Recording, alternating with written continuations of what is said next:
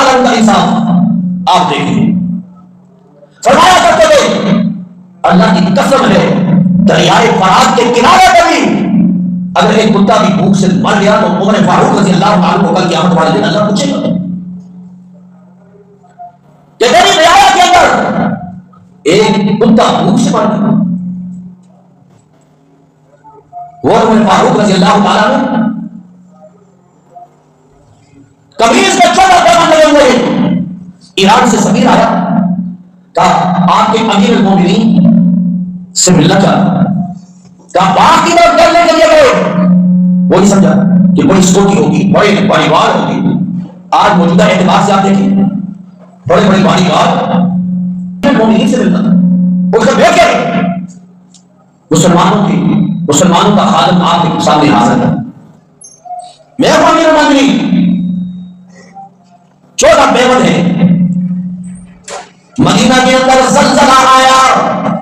حضرت عمر فاروق رضی اللہ تعالیٰ عنہ نے زمین میں دھڑا مارا اور کہا اے زمین کیوں ہل رہی ہے؟ کیا تیرے اوپر عمر نے انصاف نہیں کیا؟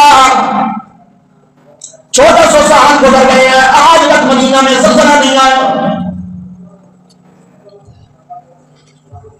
مصر کے اندر جب مصر فتح کیا عمر فاروق رضی اللہ عنہ کا 10 سال 6 ماہ اور 4 دن دور حکومت رہا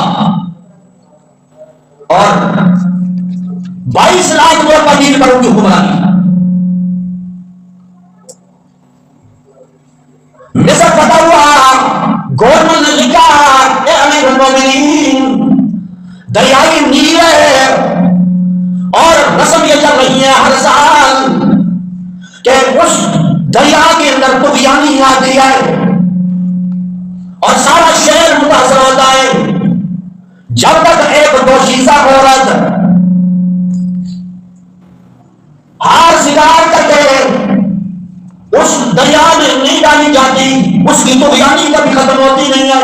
ہر سال عمر فاروق رضی اللہ تعالیٰ نے ایک رکا لکھا, خط لکھا, اے دریائے نیل اگر تو اپنی مرضی سے چلنے والا ہے تو تیرے پانی کی ہمیں ضرورت نہیں ہے.